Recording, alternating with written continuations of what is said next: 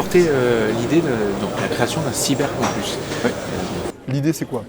Aujourd'hui en France, on a développé des administrations avec de vrais moyens, que ce soit au sein de l'ANSSI, mais également au sein du ministère des Armées ou dans les autres ministères. Il y a de vrais moyens qui existent. On a un développement industriel qui n'est jamais suffisant à notre goût, mais qui sincèrement est en pointe, notamment à l'échelle européenne. On a des chercheurs de très très bon niveau, notamment au sein de l'INRIA. On a des formations de très très bon niveau. On a des écoles qui sont en pointe pour former des experts cyber. Tous ces gens-là sont dans un écosystème, on se parle, on collabore ensemble, on travaille ensemble, on s'apprécie, mais on est chacun dans notre lieu, on est chacun séparé, et ça c'est un frein aujourd'hui. Si on veut aller plus loin, plutôt que de multiplier par deux tous les effectifs, ce qu'il faut c'est être capable de travailler, d'être capable en plus de ce qu'on fait aujourd'hui, d'avoir un endroit ou plusieurs pour travailler différemment. Et donc on doit rapprocher ces acteurs, recherche, enseignement, industriel, petits et grands, étatiques. Et le campus cyber, c'est ça l'idée.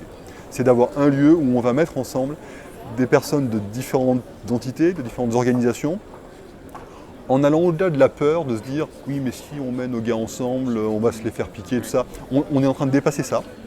Et on se rend compte, même au niveau industriel finalement, que des boîtes qui sont en compétition, d'ailleurs au demeurant, ont plus intérêt à être pour certaines activités colocalisées que totalement séparées. Il fallait commencer. Donc on a identifié les trois entreprises avec probablement le plus gros chiffre d'affaires en termes de cyber en France. C'est Atos, c'est Thales et c'est Orange.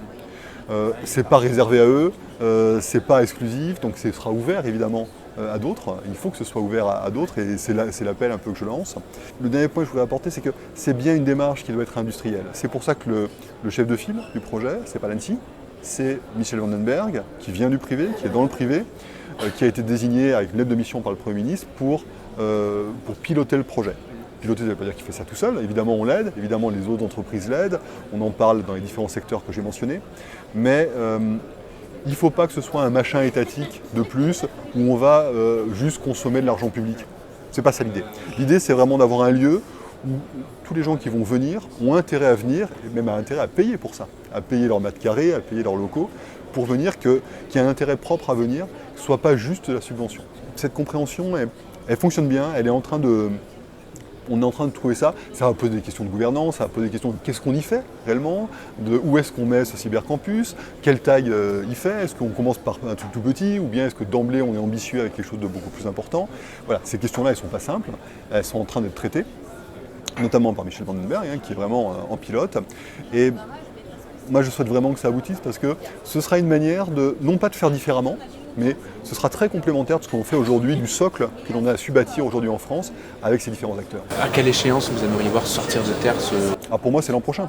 Ah oui, d'accord. C'est une V1 et pas une V0, une V1 l'an prochain. On ne peut pas attendre 3 ans, 4 ans sur un sujet comme ça. On est sur des domaines qui vont super vite, sincèrement. Si on est lent et tout ça, on sera toujours en retard. Michel va proposer premières orientations au niveau politique d'ici la fin de l'année, donc ça va très très vite cette affaire-là. Et l'idée, c'est moi ce que je souhaite, c'est évidemment d'enchaîner assez vite, parce que si on dit bon dans 5 ans on aura peut-être un truc, c'est pas motivant. On n'est pas dans ces temps, c'est des temps longs 5 ans à l'échelle cyber. Donc voilà, il faut aller vite. Au niveau du budget, bon, question un peu plus épineuse, ça nécessiterait quelle manne financière Je ne veux pas que ce soit une manne financière, personnellement. Il ne faut pas raisonner comme ça. C'est pas de la subvention, c'est pas de l'argent public. C'est chacun va payer. Et donc c'est pour ça qu'il faut un modèle. Et en même temps, c'est très simple. Mais c'est ça, il faut que chacun paye parce qu'il y croit et il se dit qu'il va gagner plus d'argent après. Enfin, pour un acteur économique, c'est normal. L'idée, c'est d'investir pour ensuite faire des bénéfices. Donc il faut que la promesse de bénéfices soit au rendez-vous pour les acteurs privés notamment. Et ça, je pense que c'est très simple. C'est beaucoup plus simple que de dire on va mettre un maximum d'argent public sur la table et ça va bien finir par fonctionner. Mais voilà, une fois qu'on a dit ça, après tout est dans les détails évidemment.